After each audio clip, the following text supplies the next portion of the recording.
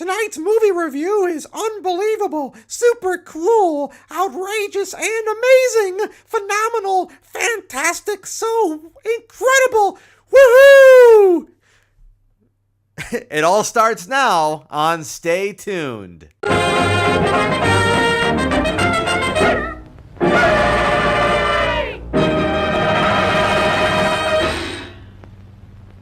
Welcome to Stay Tuned, the show for animation lovers. Recorded live on Twitch, broadcast on YouTube, and proudly streaming on Patreon.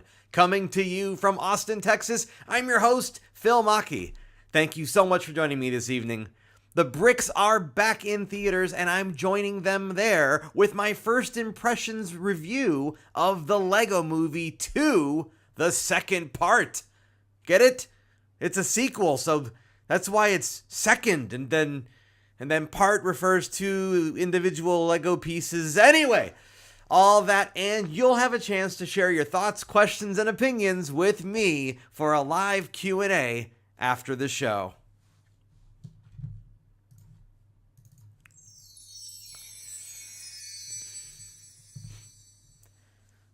There was definitely something novelty about the first Lego Movie back in 2014. Phil Lord and Chris Miller tapped into universal appeal when they brought the toy bricks to life. Endearing characters, clever writing, and lots of heart all blended together for a successful start to what has become a budding film franchise.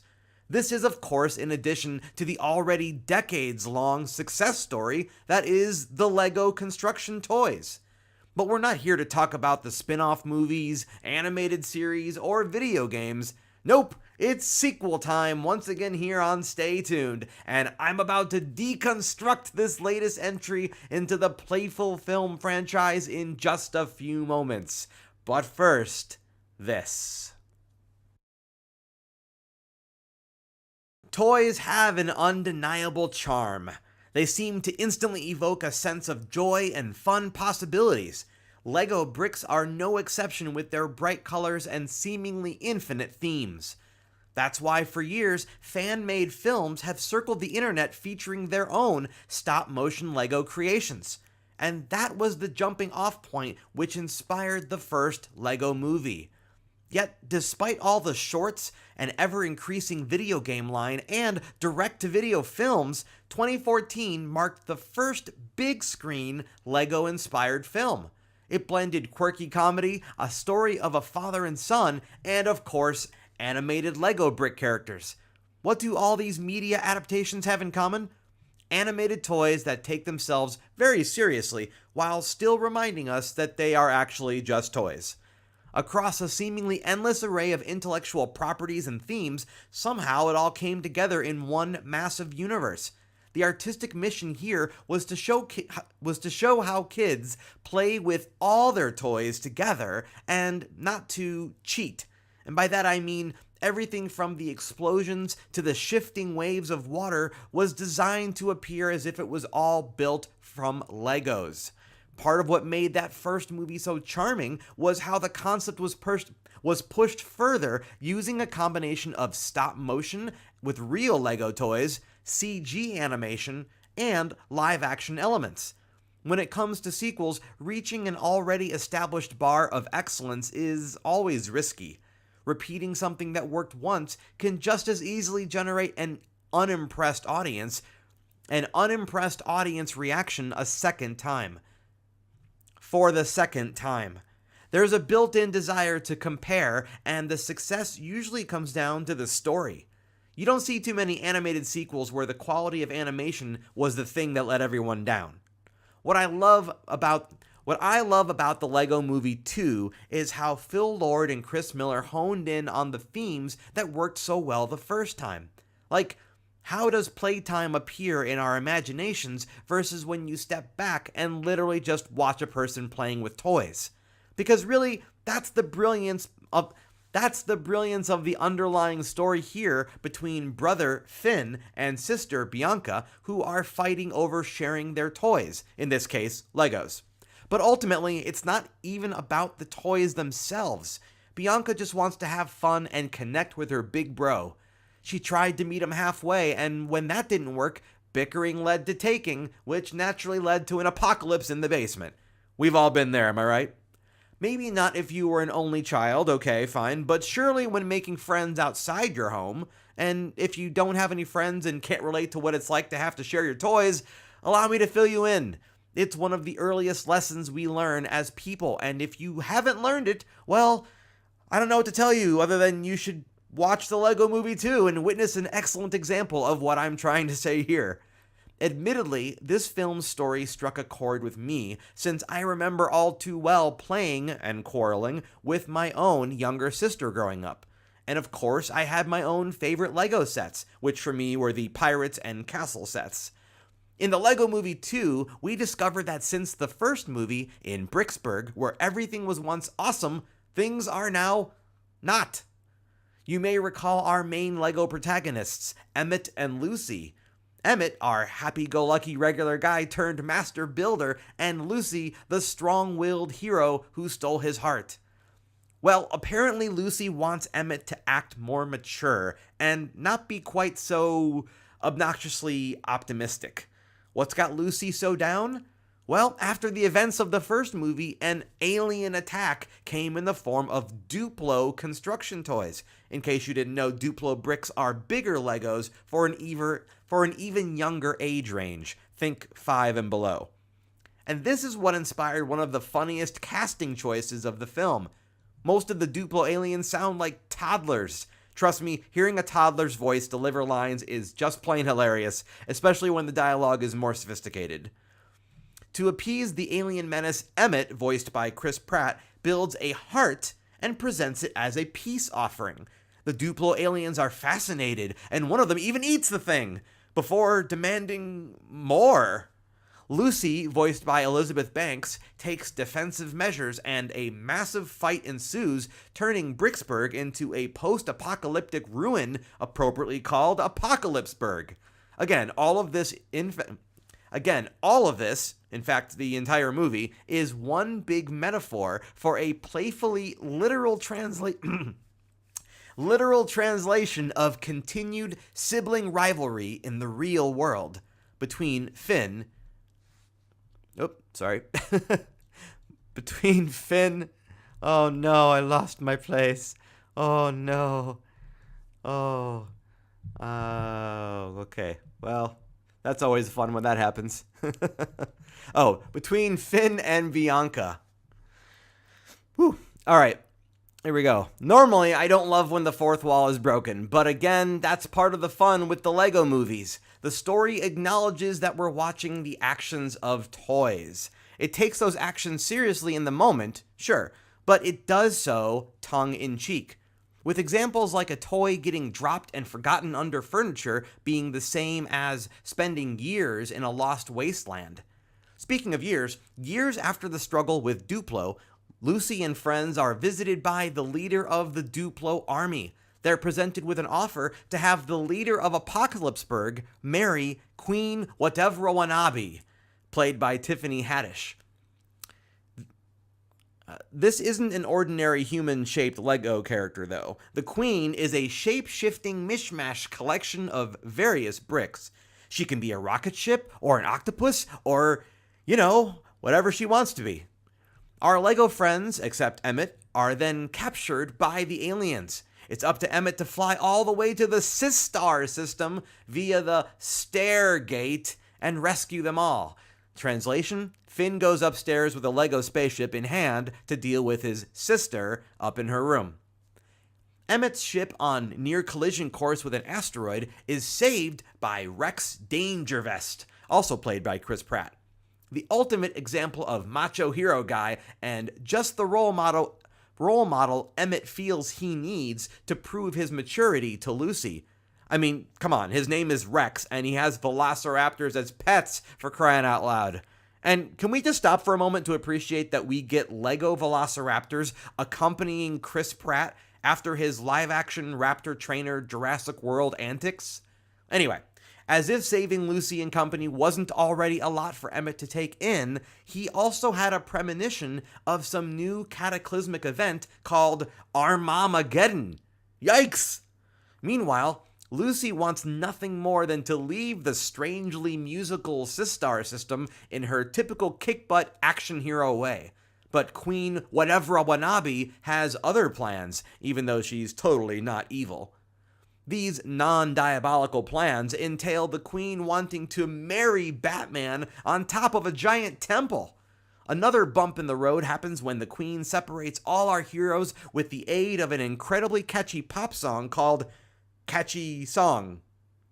Could it be they're being brainwashed? Will Gotham's most eligible bachelor decide to marry a bunch of it's a hard thing to say. A bunch of shape-shifting Duplo bricks? Can Lucy wrangle all her friends and escape back to Emmett? And what the heck is Armageddon? To top it off, there's even some time travel stuff, and look, these are all the kind of excellent questions I won't be answering with spoilers as we now turn our sights to the film's soundtrack.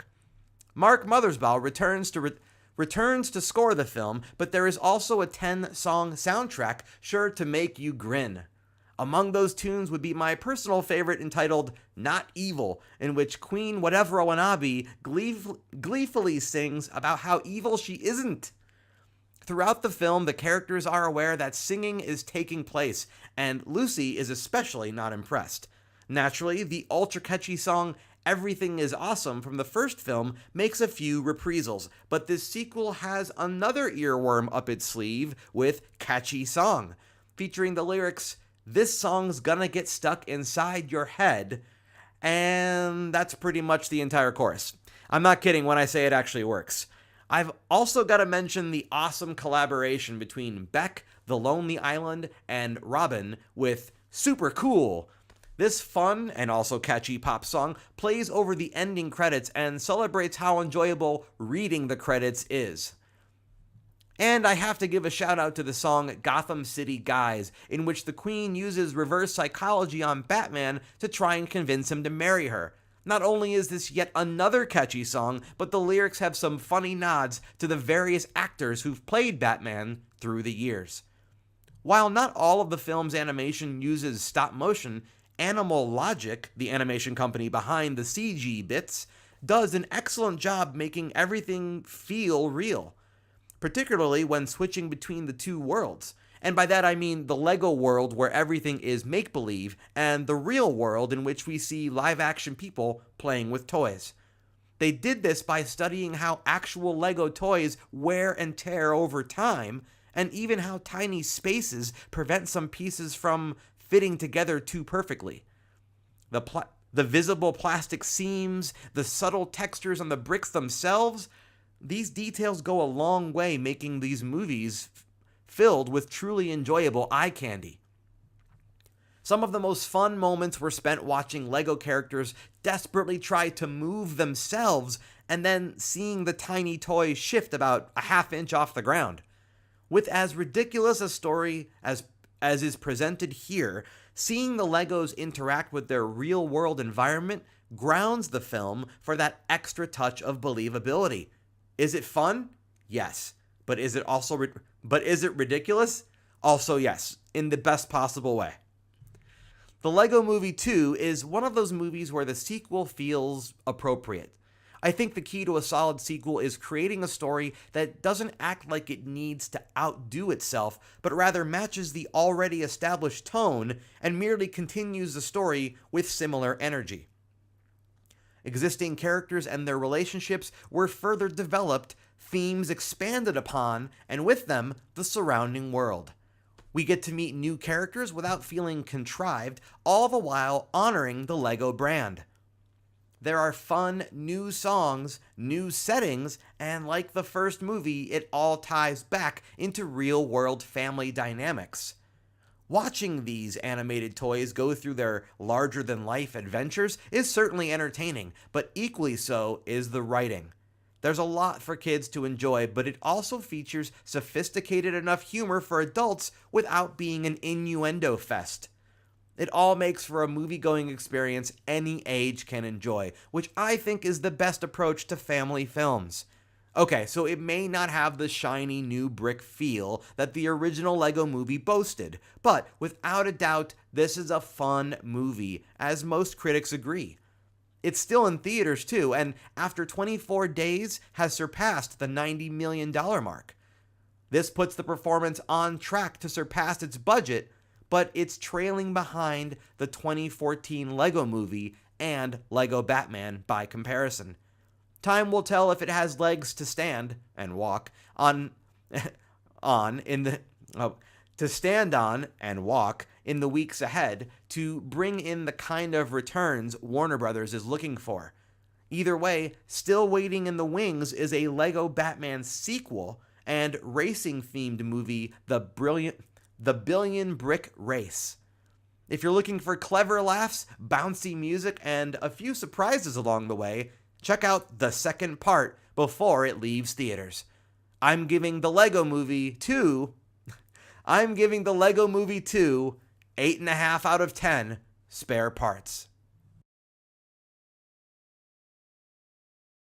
That was a Lego Movie 2 medley, starting with Catchy Song, followed by Tiffany Haddish in Not Evil, and capping it all off with original score by Mark Mothersbaugh with a track titled There I Was. Mark also scored the original Lego Movie and the Lego Ninjago Movie. Among his other animated credits are Disenchantment, Regular Show, and the Hotel Transylvania films. Well, that about wraps it up for this episode. Thanks so much to all of you joining me live on Twitch. I hope you enjoyed the show, and if you would like to support Stay Tuned and tune in anytime, join me over on Patreon at patreon.com/Phil Machi to become a subscriber today. Among the cool rewards available there, you can also stream this show anytime you like, which means never missing an episode. For more fun, check out my original comic books at retailsunshine.com, and you can interact with me on Instagram, Twitter, and Facebook under the handles of both Retail Sunshine and Phil Machi. Also, you can keep up to date with the latest animation news by visiting this show at facebook.com/Stay Tuned Show. I've been Phil Machi, you've been a wonderful audience, and until next time, keep those eyeballs peeled, those ears open, and try not to step on a Lego barefoot, because it really hurts. Oh, and be sure to stay tuned. Alrighty.